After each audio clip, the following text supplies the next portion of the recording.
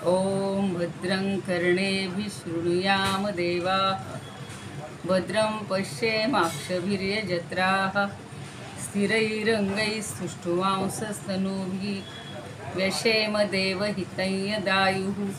ॐ स्वस्ति न इन्द्रो वृद्धश्रवाः स्वस्ति नः पूषा विश्ववेदाः स्वस्ति नस्तार्क्ष्यो अरिष्टनेमिः स्वस्ति नो बृहस्पतिर्दधातु। ओम शांति शांति शांति।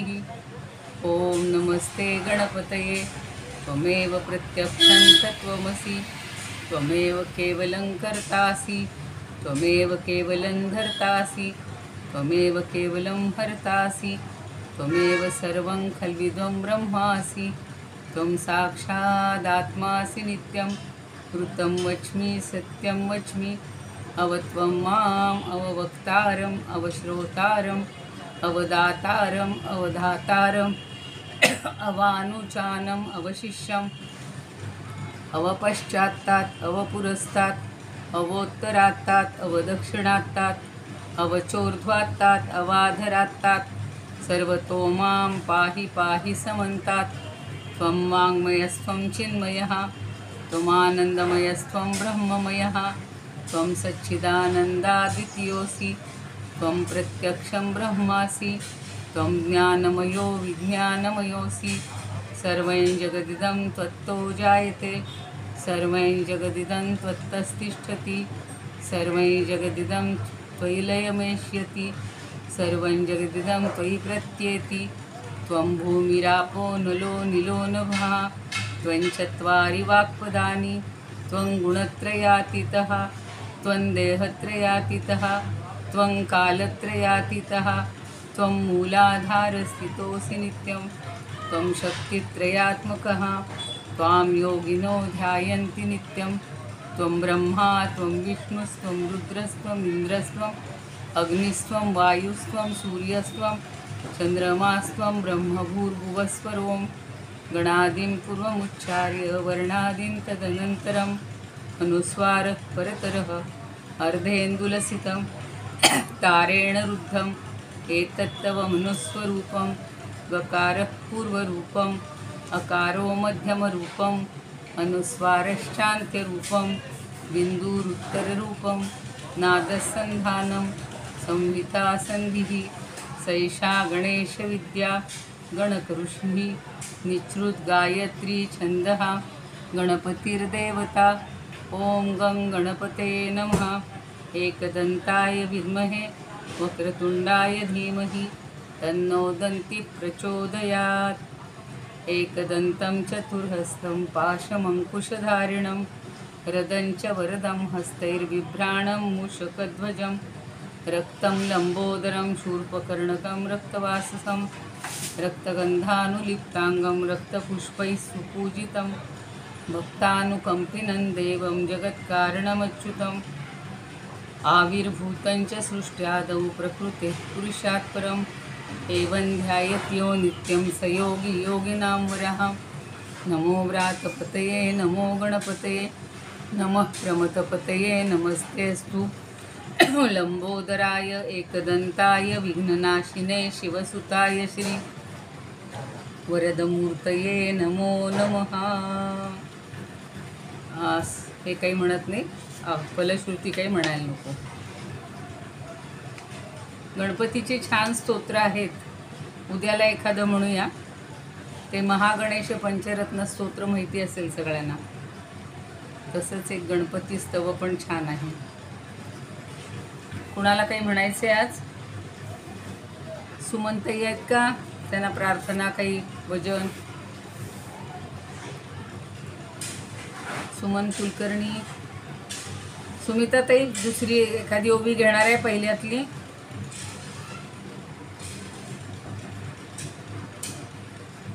ताई प्रार्थना म्हणायची?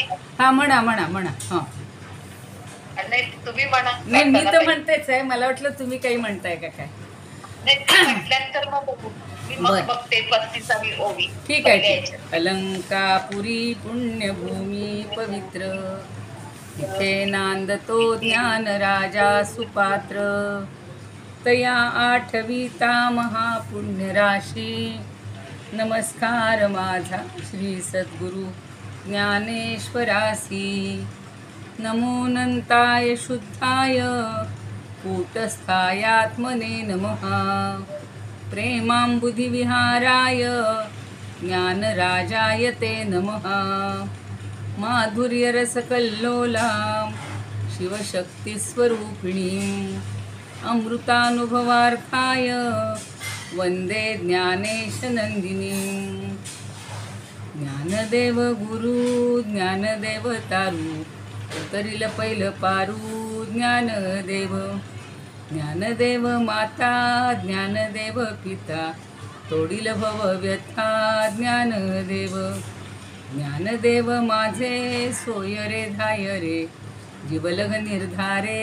ज्ञानदेव सेना म्हणे माझा ज्ञानदेव निधान दाविली निज खूण.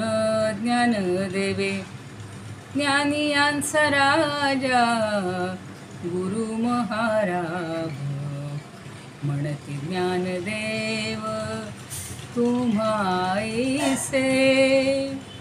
मज पामरासी काय थोरपण पायीची वहाण पायी बरी.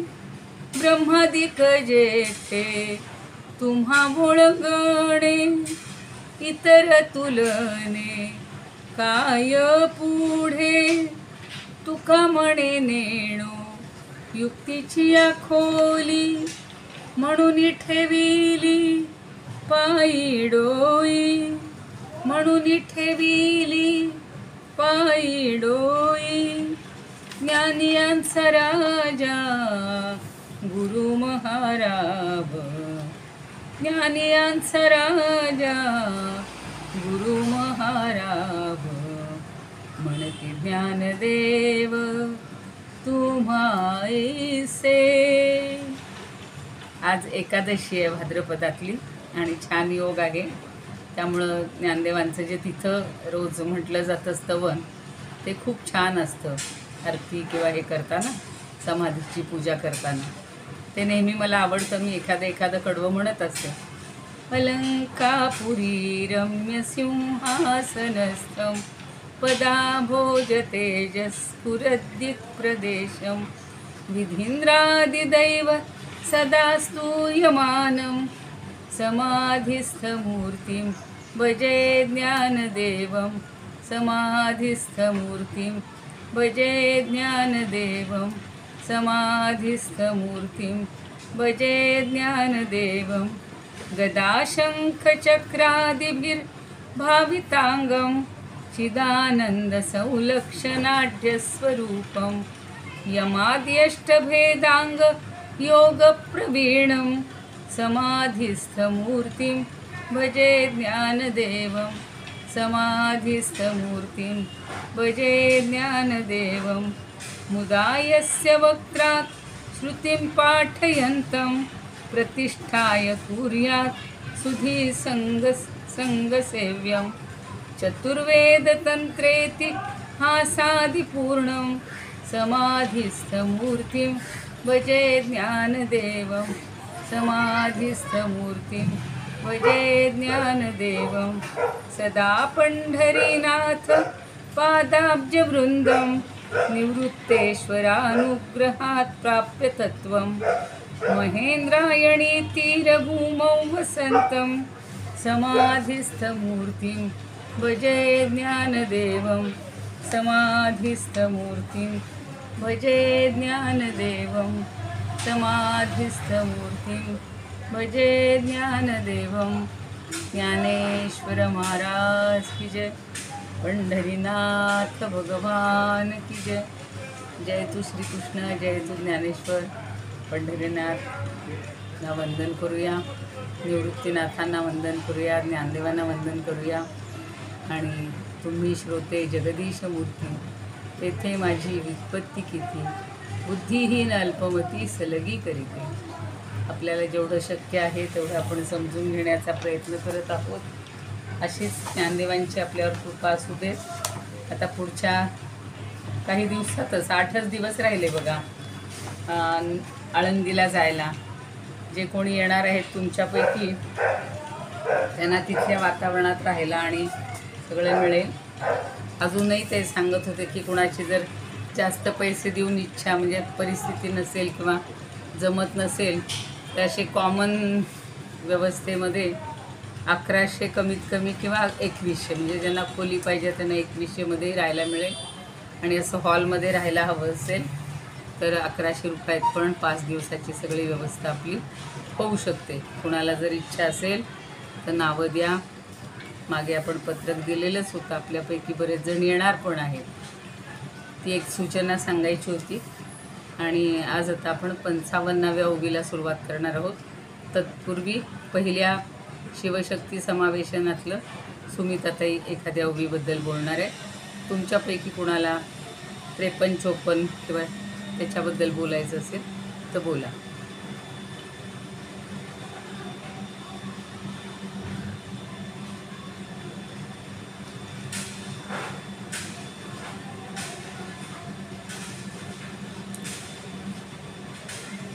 कोणी बोलतंय तुमच्यापैकी?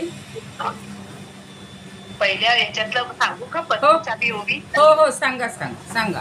हा, सुरुवात करते हा ताई. हां. जो हा ठाव मंद रूपे उवा येले पणेची हारपे तो झाला जियेचे पडिपे विश्वरूप. जो हा ठाव मंद रूपे उवा येले पणेची हारपे तो झाला जियेचे पडिपे विश्वरूप. अर्थ असा म्हणजे मला समजलेला की परमात्मा सगळीकडे भरून उरला आहे तरी पण तो दिसत नाही आपल्याला. बरोबर. पण जशी शक्ती निर्माण झाली किंवा जागृत झाली की तो परमात्मा आपल्याला दिसू लागतो. जसं की वायू तत्व उदाहरण असं दिलंय की वायू तत्व सगळीकडे आहे पण ते दिसत नाही जोपर्यंत शक्ती नाही तोपर्यंत. आणि जशी शक्ती त्याच्यात आली की ते आपल्याला भासू लागतं म्हणजे आपल्याला कळतं. तशी शक्ती उदय पावली की वायू तत्वाचा अनुभव येतो. आणि शिव म्हणजे परमात्मा आधी दिसत नव्हता पण जशी शक्ती निर्माण झाली त्या परमात्म्यात तेव्हा परमात्मा विश्वाच्या रूपात दृश्यरूप झाला. मायेच्या शक्तीने तो विश्व एवढा झाला. छान. जय श्री. अगदी छान सांगितलं. सुंदर. धन्यवाद. बरे 53-54 कोणी बोलणार आहे गुरुस्तवनातल्या? ताई थोडं ऐकायला नाही आलं. नाही आलं का? हा थोडं मला कमी ऐकायला आलं. बर. माझा हा तर मला ते लिहून पाठवाल का त्यांना म्हणून टाकतील का? हो टाकतील. ओके धन्यवाद. बरं आता कोणी बोलणार आहे का 53-54 बद्दल चालू मधल्या प्रकरणातलं? थोडा आता 8 दिवसाचा गॅप पडलाय. गौरी गणपतीच्या साधनेत आपण मग्न होतो. सगळ्यांना पुन्हा एकदा शुभेच्छा देते. छान झाली असेल प्रत्येकाच्या घरची साधना, उत्सव, गौरींचा उत्सव छान झाला असेल. मी माझ्या गौरी दर्शनासाठी गौरी गणपती पाठवलं होतं आपल्या सगळ्यांना आणि शुभेच्छा अशा त्याच्यातूनच तुम्हाला व्यक्त झाल्या असतील. आता आपल्याला 4च दिवस राहिलेले आहेत म्हणून आपण आज अथर्वशीर्ष म्हटलं आहे. आता उद्याला पण खूप ठिकाणी ही अथर्वशीर्ष पठणाची आमच्याही मंदिरात आम्हाला घ्यायचं आहे. आणि असे जे कोणी काही जण कायम वर्षानुवर्षे ती परंपरा असते त्यांच्या घरामध्ये अभिषेक आणि हे, तर तिथेही आम्हाला उद्या पुन्हा दुपारी जायचं आहे. पण म्हणलं आज सुरुवात करायची आणि लगेच उद्या सुट्टी द्यायची चांगलं नाही वाटत. तर उद्या आपण 11 वाजता सकाळी घेऊयात का क्लास? जमेल का सगळ्यांना उद्याच्या दिवस? मला चालेल ताई. म्हणजे आज सुरू केलं आणि लगेच उद्या सुट्टी घ्यायची हे बरं नाही वाटत आहे. हा तिकडे हा तिथे 11 वाजता करूया.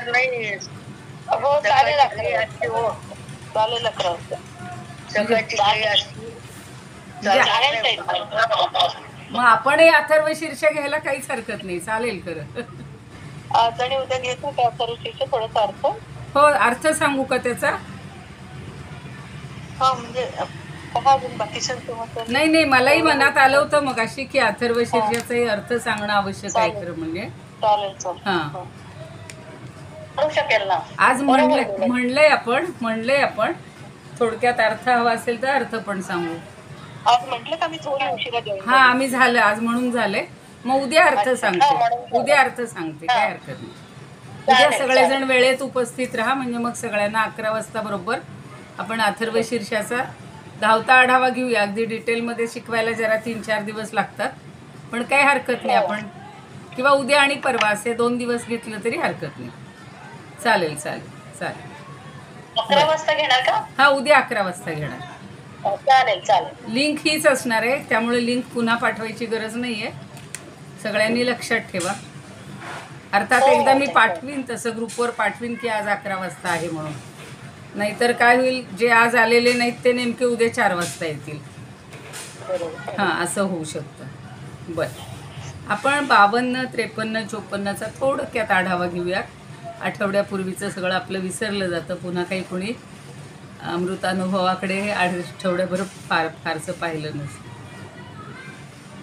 52मध्ये कापूर आणि अग्नीचं उदाहरण दिलेलं होतं, दृष्टांत दिलेला होता की कापुराच्या छोट्याशा अगदी कणभराला जरी अग्नीचा संबंध झाला की लगेच तो दोघांचाही संबंध एका क्षणात नष्ट होतो. म्हणजे त्यांचा भेद जो आहे तो संपून जातो.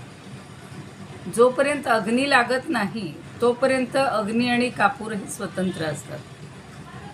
तसंच स्वप्नातील कांत आणि कांता हे कधी जागे झाले की नाहीशी होतात. 53व्या ओवीमध्ये सांगितलेलं होतं की तेवी देखे नामी ययाते तव गेले वंद्य वंदिते शैलिया कांते स्वप्नीचे यवी.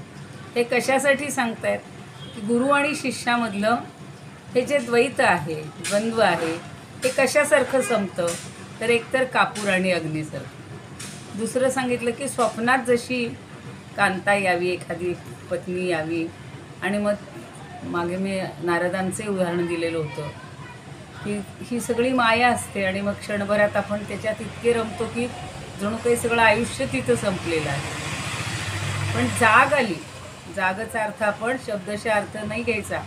व्यवहारामध्ये स्वप्नातनं जाग आली की आपल्याला स्वप्न विसरून जातो. आपण त्या ज्या भूमिकेत असतो किंवा त्या विश्वात असतो स्वप्नाच्या, ते सगळं संपून जातं. तसं स्वप्नामध्ये एखादी कांता जर आली तर तो पुरुष जागा झाल्यानंतर तो कांतही नसतो, स्वतःही नसतो, आणि ती कांता पण नसते. तसंच ज्या वेळेला ज्ञानदेव स्वतः म्हणतात की मी गुरुला पाहतो न पाहतो तोच तो वंद्य आणि वंदिता हे दोन्ही भाव नाहीसे होतात. ते आपल्याला 5-6 ओव्यांमधून ज्ञानदेव आपल्यावर अगदी ठसवते. आणि पुढं 54मध्ये सांगितलं होतं की किंबहुना इया भाखा द्वैताचा जेथे उपखा फेडोनिया स्वसखा श्री गुरुवंदिला. भाखाचा अर्थ आपण भाषा असा पाहिलेला होता. किंबहुना म्हणजे जास्त काय सांगावं, ज्या भाषेत द्वैताचा श्रम आहे किंवा भाव आहे ती द्वैत भाषा एकीकडे सारून माझा सखा जो श्रीगुरू आहे त्याला मी वंदन केलं. थोडंसं तिथे आपल्याला इतरांची तत्त्वज्ञानानुसार मतं अशी पाहिलेली होती की पहिल्यांदा ते म्हणतात की वंदन करायला वंद्य आणि वंदिता कोणी उरतच नाही.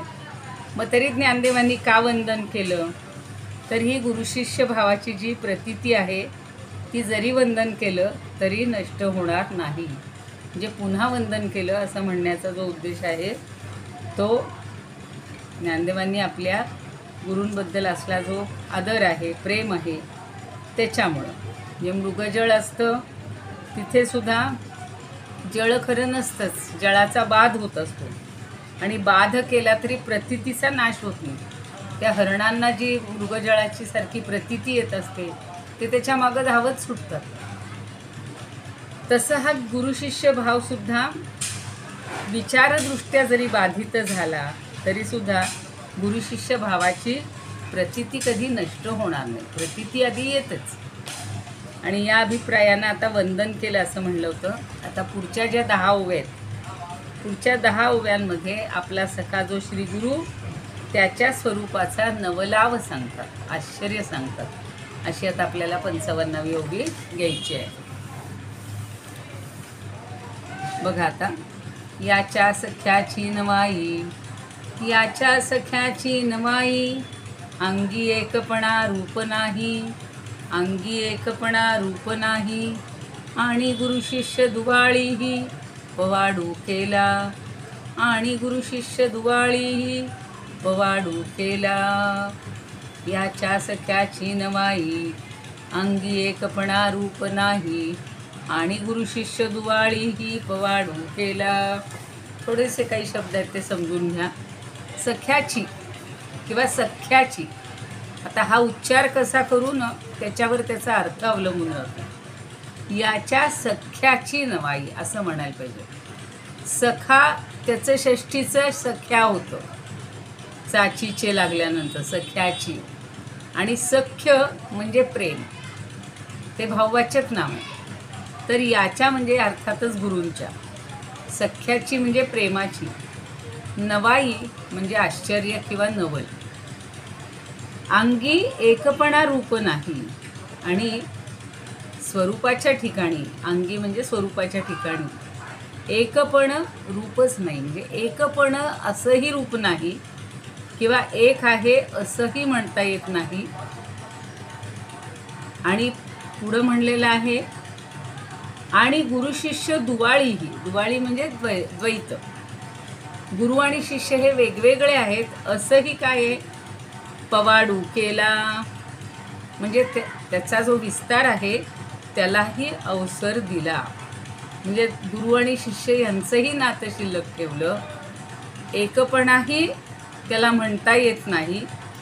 द्वैत म्हणावं तर द्वैत खरं मानायचं नाही आहे, पण इथे मात्र द्वैताला थोडासा वाव दिला असं म्हणता येईल.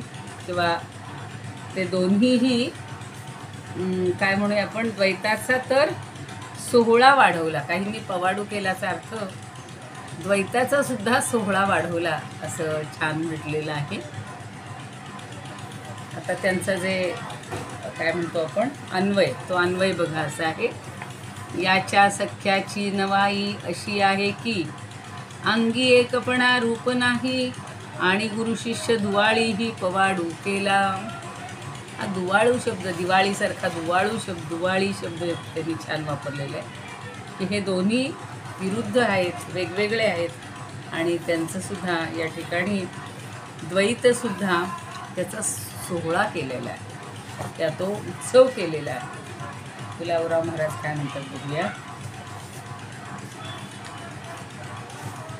श्री गुरूंच्या सख्य प्रेमात किंवा सख्यामध्ये, प्रेमामध्ये असं एक आश्चर्य आहे की ज्या गुरूंच्या ठिकाणी, श्री गुरूंच्या ठिकाणी एकपणालाही ठाव नाही, ठाव ठिकाणा नाही, त्यांनी गुरु शिष्य या दोनपणाच्या विस्ताराला पवाडू केला, म्हणजे अवसर दिला, संधी दिलेली आहे.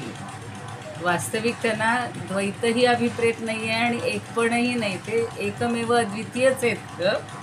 पण प्रेम म्हटलं की दोनपणा आला, मग तो पती पत्नीतला असेल, प्रियकर प्रेयसीतला असेल, गुरु शिष्यातला असेल, म्हणजे तिथे द्वैत आहे, दोनपणा आला.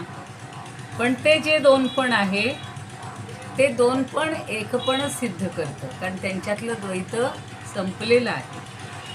तो दोनपणा कधीही जाणलाच जात नाही, त्यामुळं एकपणालाही तिथे वाव नाही आहे, एकपणाही जाणला जात नाही. म्हणजे एकही नाही आणि द्वैत नाही. आता हे कशी भाषा समजून घ्यायची बघा. प्रेमामध्ये जाणीव स्फुरतच नाही, सगळं विसरून गेलेलं असतं, पूर्ण स्वतःचं समर्पण केलेलं असतं प्रेमामध्ये.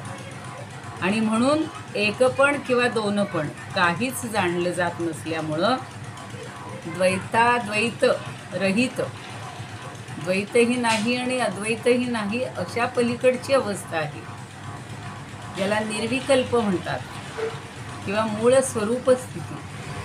स्वतःचं रूप समजत नाही, स्वरूप समजत नाही, तोपर्यंत आपण हे विश्व, हे सगळं खरं मानत असतो. आज त्या ज्ञानेश्वरीतल्या काही ओव्यांमध्ये सुद्धा इतकं सुंदर समजावून दिलेलं आहे तुम्ही, की जोपर्यंत आपल्याला तो भाव आहे, सगळं हे वेगळं आहे, हे जग खरं मानतो, त्यावेळपर्यंत आपल्याला त्या परमात्म्याची गाठ पडतच नाही. जसं जसं जग खोटं खोटं वाटायला लागतं तसं तसं आपलं स्वरूप आणि परमात्म्याचं स्वरूप आपल्याला समजायला लागतं. आणि एकदा परमात्म्याचं स्वरूप समजलं की जगाचा पूर्ण ऱ्हास होऊन जातो. जग उरतच नाही आपल्या दृष्टीने. दिसत असलं तरीसुद्धा त्याच्यातला जो भाव असतो, त्याच्यामधली जी आत्मीयता असते, मीपणा असतो, ओढ असते, ती सगळी संपून जाते. म्हणून त्यांनी म्हणले की एकपण किंवा दोनपण काहीच जाणलं जात नसल्यामुळं द्वैत अद्वैत याच्या पलीकडं रहित होऊन निर्विकल्प म्हणजे कुठलीही कल्पना नाही. आत्ता आपण किती कल्पना करत असतो, क्षणाक्षणाला नवी कल्पना येत असते, संकल्प करत असतो. तर ते निर्विकल्प असा जो अशी जी मूळ स्वरूप स्थिती आहे ती कायम राहते शांत. जसं पाण्यामध्ये कोणी एखादा छोटासा खडा टाकला तरी त्याच्यामध्ये असे तरंग निर्माण होतात बघा, गोल गोल गोल गोल आहे ना. पण मूळ पाण्याची ज्यावेळेस शांत असतं तशी स्थिती आपल्या मनाची असते बघा. आपलं स्वरूप जेव्हा आपल्याला समजतं त्यावेळेला हा कुठलाही गढूळपणा, कुठलेही तिथे तरंग, कुठलाही हे हालचाल काहीच राहत नाही. आणि श्रीगुरू जर आपणच आपलं प्रेम करण्याकरता किंवा क्रीडा करण्याकरता दोनपणानं प्रगट होतात तर तिथं द्वैत कुठलं. श्रीगुरू दोनपणानं प्रगट होतात म्हणजे शिष्याच्या रूपात ते येतात, म्हणून तिथं द्वैत नाहीच आहे. गुरुच शिष्य बनले, शिष्यच गुरु बनलेलं. आणि द्वैतही नाही आणि अद्वैतही नाही, म्हणजे दोन स्वतंत्र वस्तू असणं याला द्वैत म्हणतो आपण. पण एकच वस्तू आणि दोन नावं घेऊन जर प्रगट झाली तर त्याला द्वैत म्हणता येणार नाही. गुरुच जर शिष्य रूपात वावरायला लागला तर तिथं द्वैत राहतच नाही आणि एकपणच आहे. गुरु आणि शिष्य एक रूपच झालेले आहेत. असं आता इथून पुढं आपल्याला अद्वैताच्या मार्गावर आपली हळूहळू हळूहळू वाटचाल होणार.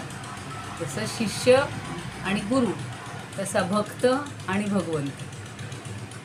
आता बघा 12वा अध्याय आपण जेव्हा पाहिला होता त्यावेळेचं आठवत असेल की भगवंत आणि अर्जुन हे वेगळे राहतच नाहीत. तो सखा वगैरे सगळ्या तिथे सुद्धा त्यांनी भक्तोसी मे सखा चेती असं काही ठिकाणी म्हणलेलं की तू माझा भक्त पण आहेस, तू माझा सखा पण आहेस. ते जे सख्यत्व आहे ना ते ह्या ओवीमध्ये सांगितलेलं की प्रेम जे आहे ना, मग ते भगवंताबद्दल असेल किंवा शिष्याबद्दल असेल, पण तिथे ते द्वैत राहत नाही आणि एकपणही त्या ठिकाणी उरलेलं नसतं. म्हणजे ज्याच्या द्वैताद्वैत रहित किंवा द्वैताद्वैत अतीत अशी अवस्था होऊन जाते. आपण आता ह्याच्यातलं बघूया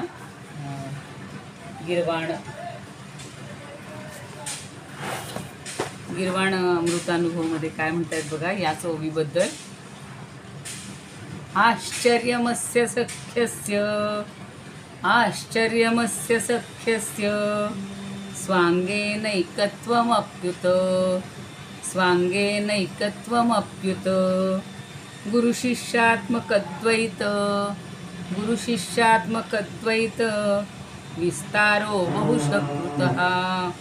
विस्तारो बहुशकृतः. इथे आश्चर्य आहे, यामध्ये आश्चर्य आहे. कशाचं? सख्याचं म्हणजे प्रेमाचं.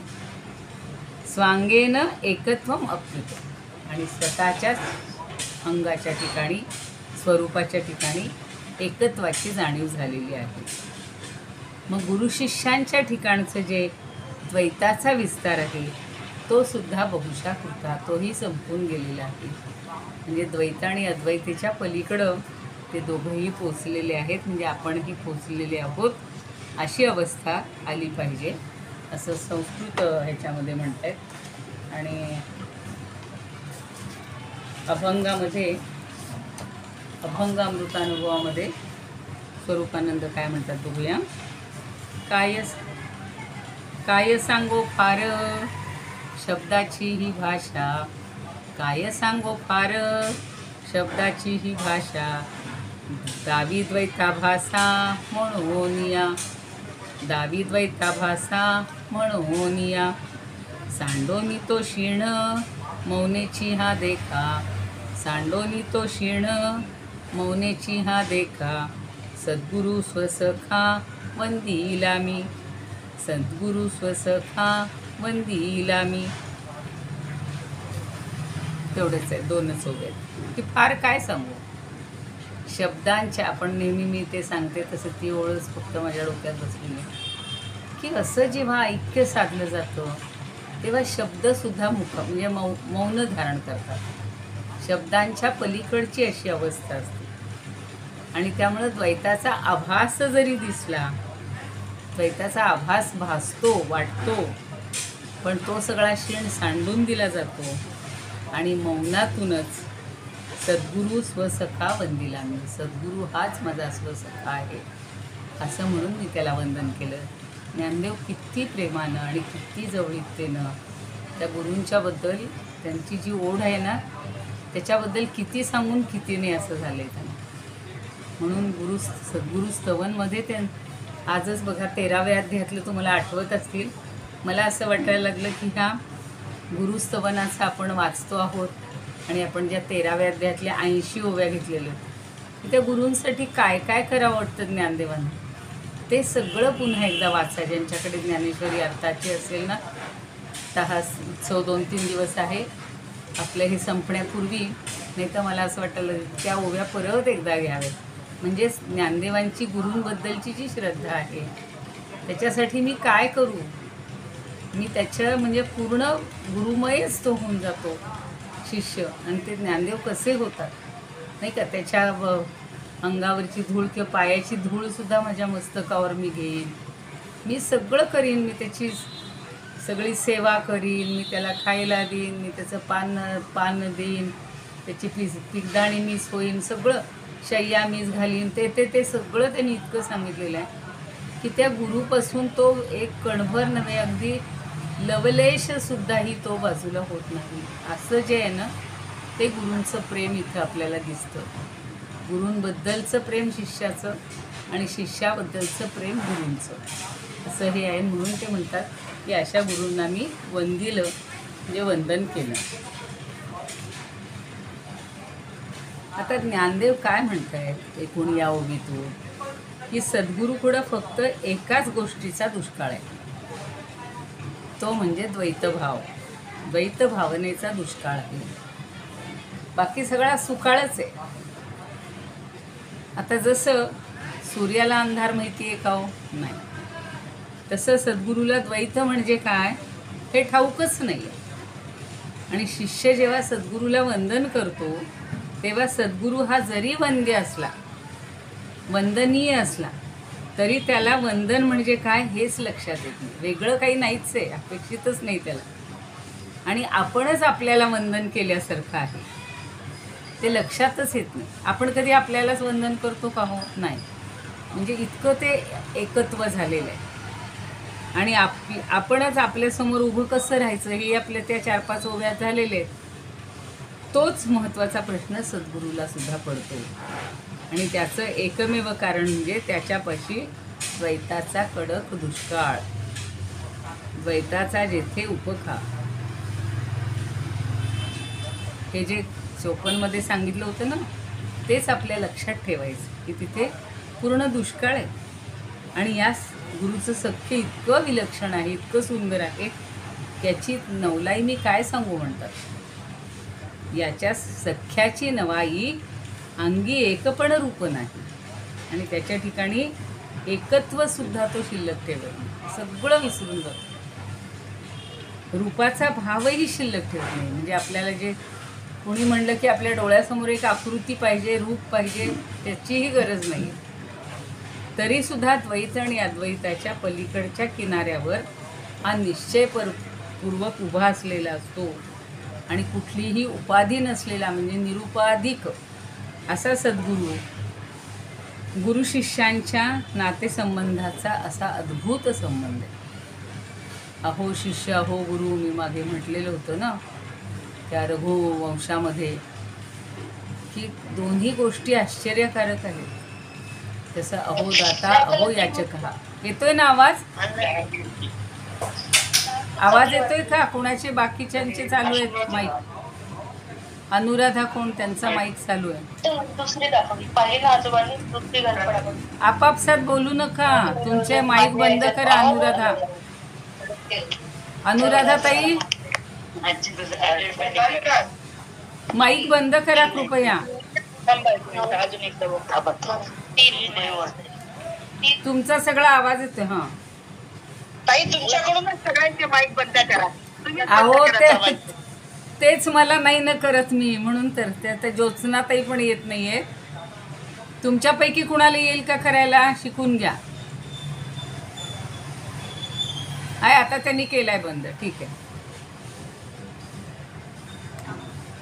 म्हणजे गुरुकडे एकपण नाही आणि दुजेपणही नाहीये. त्यामुळं गुरु शिष्य हा दुहेरी भाव प्रगट करायला तिथे उरतच नाही. त्यात नवलाव नाही. नवलाव म्हणजे आश्चर्य नाही. कारण गुरु हा तसा विदेही असतो. विगतम देह, देहभावना सगळी निघून गेलेली असते त्यांची. आणि आपल्या शिष्यासाठी देहभावनेनं गुरु शिष्य नातं पुन्हा प्रस्थापित करतो. हे आश्चर्य आहे. केवळ शिष्यासाठी म्हणून तो ते रूप धारण करतोय, पण खरा तो रूपाच्या पलीकडे निर्गुण, निराकार, निरूप म्हणजे अरूप असा तो आहे, असं ह्या 55व्या ओवीत सांगितलेलं आहे. आता 56वी बघून घेऊया. आता तेच पुन्हा तोच धागा पुढे ठेवलेला आहे. कैसा आपण या आपण दो विण सोयरे पण हा याहुनी विलक्षण नाही ना नोहे. दोनदा म्हणलेलं आहे. नाही ना आणि नोहे. नाही म्हणजे नाही आणि नोहे म्हणजे नाहीच. म्हणजे या दोन्ही गोष्टी नाही आहेत. कुठल्या? कैसा आपण या आपण म्हणजे आपणच, आपला आपणच द्वैत भाव सोडून गुरु शिष्य कसा झाला, म्हणजे गुरु शिष्य कसा झाला. दो विण सोयरेपण, वास्तविक ते दोन पण नाहीच आहे. दोघं नसताना सोयरेपण आले. सोयरं म्हणजे एखादं नातं. तर ते कसं आहे? हा याहूनही विलक्षण नाही ना नोहे. तर हा याच्याहूनही विलक्षण आहे, म्हणजे वेगळा आहे. वस्तुतः श्रीगुरु हे अस्तित्व आणि नास्तित्व या दोन्ही धर्माहून विलक्षण आहे. दिसतोय पण तरीसुद्धा तो दिसत नसल्यासारखा आहे. कारण आता त्यांनी सांगितलं विदेही अवस्था आहे त्यांची. देहाबद्दलचं सगळं त्यांचं प्रेम, काय म्हणू आपण, आस्था, ओढ ही संपलेली असते. आणि ते केवळ विलक्षण अशा अस्तित्व रूपाने आहेत. म्हणजे आहेत, पण आपल्याला जसं रूप अपेक्षित आहे, गुरु वेगळे मी वेगळा, ही भावना या गुरु शिष्यांमध्ये नाही आहे. म्हणून कैसा आपण या आपण दो विण सोयरेपण हा याहुनी विलक्षण नाही ना नोहे. म्हणजे नाही आहे असं नाही. गुलाबराव महाराज काय म्हणतात बघूया. सोयरेपणाच्या संबंधा वाचून आपणच आपल्या ठिकाणी गुरु शिष्य भावाने दोनपणाला कसे गेलो ते पहा. म्हणजे याहून विलक्षण नाही आणि होतही नाही. नाही ना नहे नोहे, काहींनी नव्हे असा शब्दही घेतलेला आहे. तर याच्याहून वेगळं काहीच नाही, विलक्षण काहीच नाही. गुरु शिष्य भावासाठी तो द्वैत भावाला आलेला आहे, दोनपणाला आलेला आहे. याच्यापेक्षा आश्चर्य ते काय? वास्तविक गुरुला द्वैत नको आहे, एकपणही नको आहे. तो त्याच्या पलीकडे गेलेला आहे. आणि म्हणून तो शिष्यासाठी जो द्वैतपणाला आला आहे, दोन झालेला आहे, तर हे विलक्षण नाही का, किंवा विलक्षण होत नाही का, असं त्यांनी प्रश्न विचारला. आता नाती कशी जुळतात हो? पहिल्यांदा मातापित्यांना पहिलं अपत्य होतं आणि मग आताच्या काळात नाहीच आहेत सगळी नाती. तुमच्या आमच्या काळातली नाती आठवा. 2 बहिणी असतील, 2-3 भाऊ असतील, तर त्यांना जेव्हा मुलं होतात तेव्हा सगळी नाती आपल्याला पाहायला मिळत होती. मावशी, आत्या, काकू, मामी ही सगळी नाती आपण अनुभवली. आताच्या मुलांना जर एकच असेल किंवा अगदीच द्वैत असेल, 2 जण असतील, तरी त्यांना सगळी नाती पाहायला मिळतच नाही. एक मुलगा एक मुलगी असेल तर त्यांना मावशी कुठं कळणार आहे? नाही कळणार.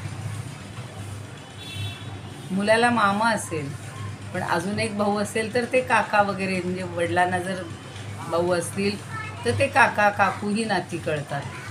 वडिलांना बहीण असेल तर आत्या कळते, आईला बहीण असेल तर मावशी कळते. तर हे जे सोयरे संबंध असतात याच्यासाठी 2 माणसं लागतात. 2 माणसांच्या ह्याच्यावर हा सोयरे संबंध किंवा नातेसंबंध होत असतो.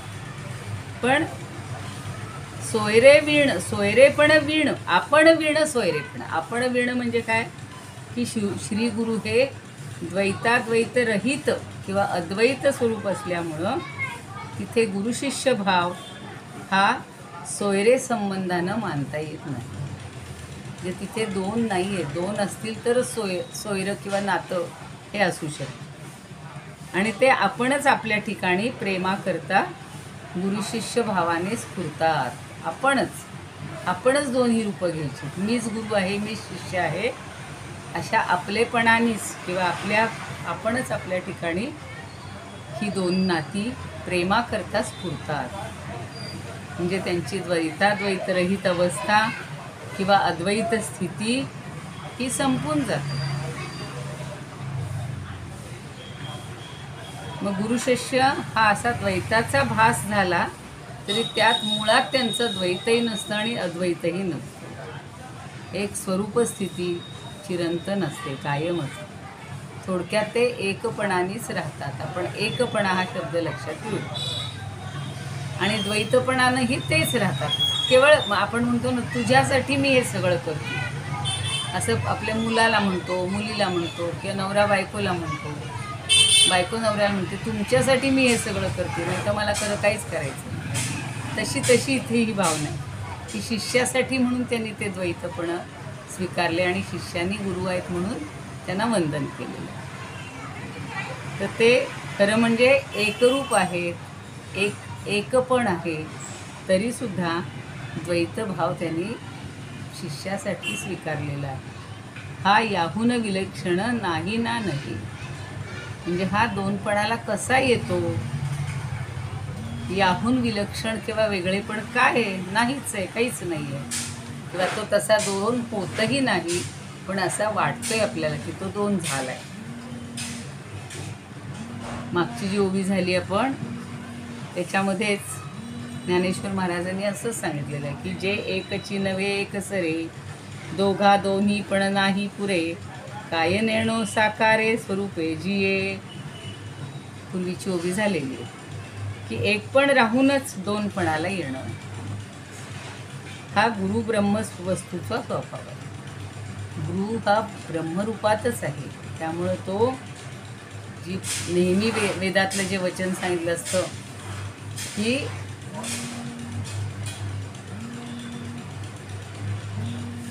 एकोहम बहुश्याम, मी एकटा आहे पण मी अनेक व्हावं अशी माझी इच्छा आहे. एकोहम बहुश्याम असं जे म्हटलं जातं ते गेली का माझी सगळी लिंक? आवाज येतोय ना? हां.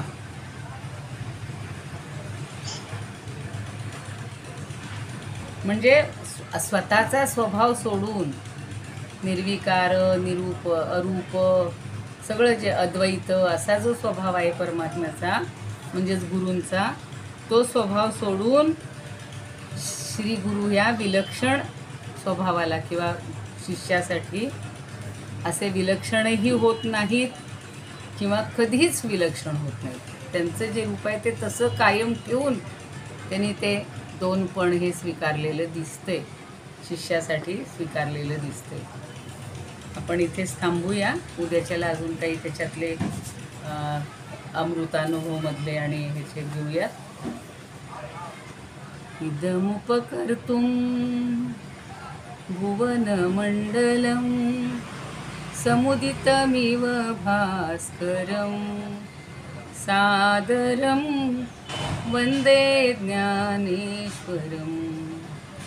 त्रिभुवनमाता भगवद्गीता लोकमंगला लोकविश्रुता लोकहितं संततं ध्यायता येन ज्ञानेश्वरी विरचिता श्रुत्वा प्राकृतगिरं सादरं वन्दे ज्ञानेश्वरं सादरं वन्दे ज्ञानेश्वरम्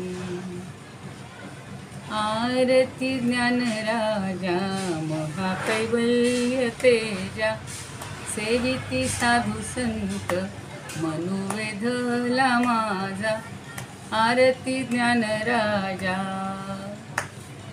लोपले ज्ञान जगी हित नेणती कोणी अवतार पांडुरंग नाव ठेविले ज्ञानी आरती ज्ञानराजा कनकाचे ताट करी उद्या गोपिका नारी नारद तुंबरू हो सामगायन करी आरती ज्ञानराजा महाकैवल्य तेजा सेविती साधू संत मनुवेधला माझा आरती ज्ञानराजा प्रगट गुह्य बोले विश्व ब्रह्मची केले राम जनार्दनी पायी मस्तक ठेविले आरती ज्ञानराजा महाकैवल्य तेजा सेविती साधू संत मनुवेधला माझा आरती ज्ञानराजा ज्ञानेश्वर महाराज की जय पंढरीनाथ भगवान की जय जय तू श्री कृष्ण जय तू ज्ञानेश्वर